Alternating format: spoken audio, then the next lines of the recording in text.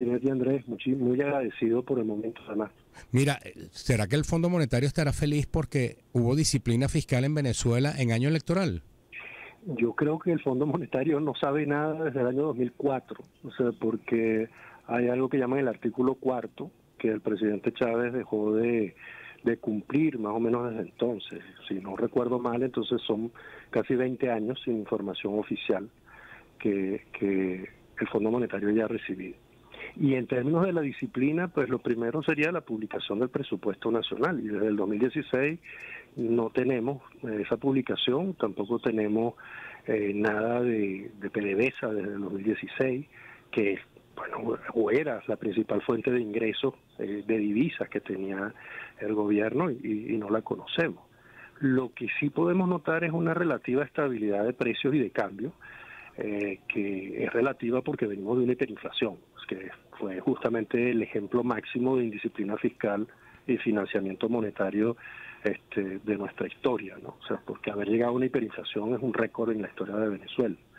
Lo que en algunos casos se dice es que, bueno, haber tenido al Banco Central en estos tiempos vendiendo dólares ha contribuido a la estabilidad fiscal, a la estabilidad, perdón, cambiaria, y haber reducido la emisión monetaria ha contribuido a la estabilidad de precios, ¿no? Pero disciplina fiscal no sabemos porque no sabemos en qué gasta. Hace poco el presidente anunció que iba a eliminar o poner tasa cero al impuesto a las grandes transacciones financieras, pero unos meses antes había dicho que para pagar las pensiones había que poner una contribución especial y en este momento las pensiones no sabemos si van a subir ni en cuánto.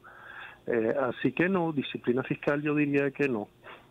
Ahora, también conversaba en estos días con unos analistas, Off the Record, y ellos decían que había llamado la atención, que era un gesto protuberante, que durante la campaña electoral, que se espera siempre el incremento del gasto público, siendo el presidente candidato a la vez, no se había relajado un poco este tema de incremento del gasto, ¿no? Poner más dinero en la calle para quizás obtener, bueno, el agrado del público, ¿no? De los electores.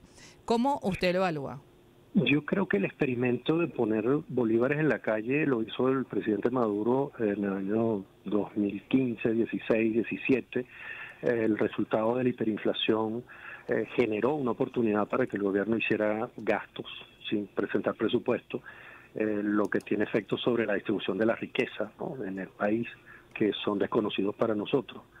Y hecho ya el experimento no tiene que volverlo a hacer, o sea, la sensación de alivio que puede generar en muchas personas el hecho de que los precios no suban tan rápido en todos los días, o que el tipo de cambio no sea una preocupación diaria porque podemos pagar en dólares, por ejemplo, yo creo que vale más que el intento de poner dinero en la calle que se vaya a diluir, como si se diluyó el aumento del salario mínimo del año 2018, que fue el último notable que hizo el presidente Maduro. Recordemos que estamos entrevistando a Ronald Balsa, economista y decano de la Facultad de Ciencias Económicas y Sociales en la Universidad Católica Andrés Bello. Ronald, en términos de política cambiaria, si estamos hablando de cierta disciplina fiscal, por lo que pudiera apreciarse aún con la opacidad, hay unas cifras que semanalmente se están reportando de intervención del Banco Central en el mercado cambiario y hasta qué punto esa quema de reservas es sostenible. Sí, es que ese es el punto. Nada más sabemos cuánto entra por reservas internacionales.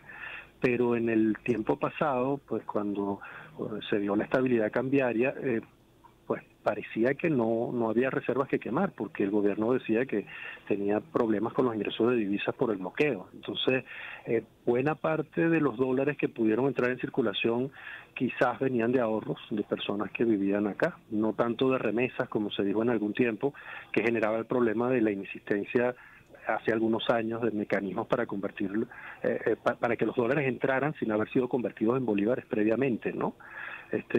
Así que no sabemos si efectivamente esos dólares que el Banco Central está vendiendo están saliendo de circulación, que es lo que ocurre cuando hay gente que tiene capacidad de ahorro, y por eso siempre hay una presión para que vuelvan a entrar dólares, o si siguen entrando dólares por otras vías, o sea, por vías que las exportaciones no las conocemos, no tenemos la posición internacional de inversión internacional que publicaba el Banco Central también hasta el 2019.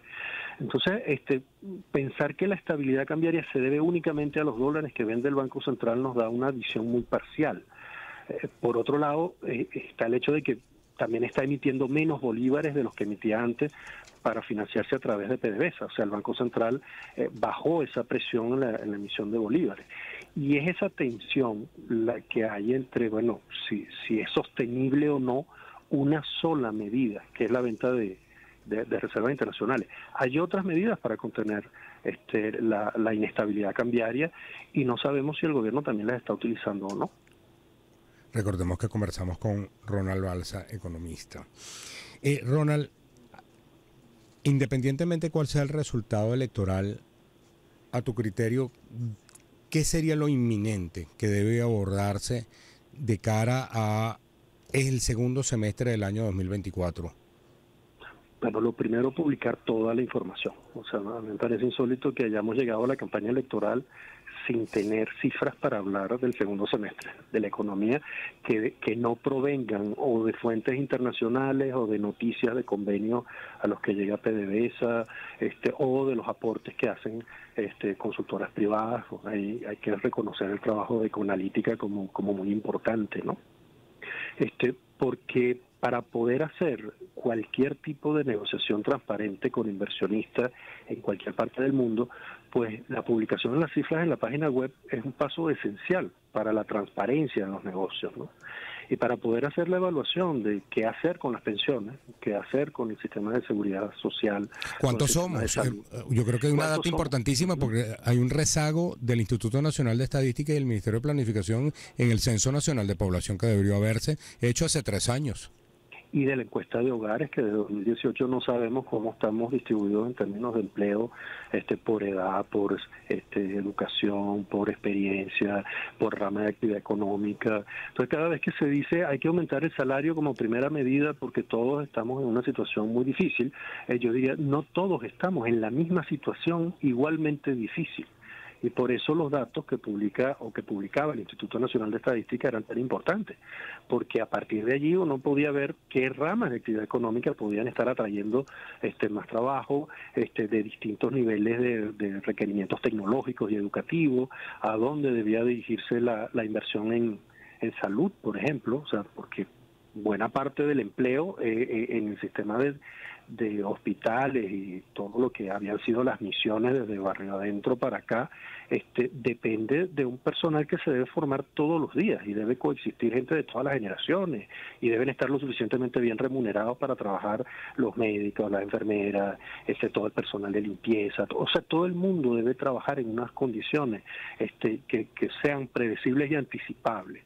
Y para eso las cifras que ofrecen los gobiernos deberían ser básicas. O sea, no debería ocurrir, como ha ocurrido hasta ahora, que nuestras discusiones políticas sobre economía se tengan que basar en información no oficial.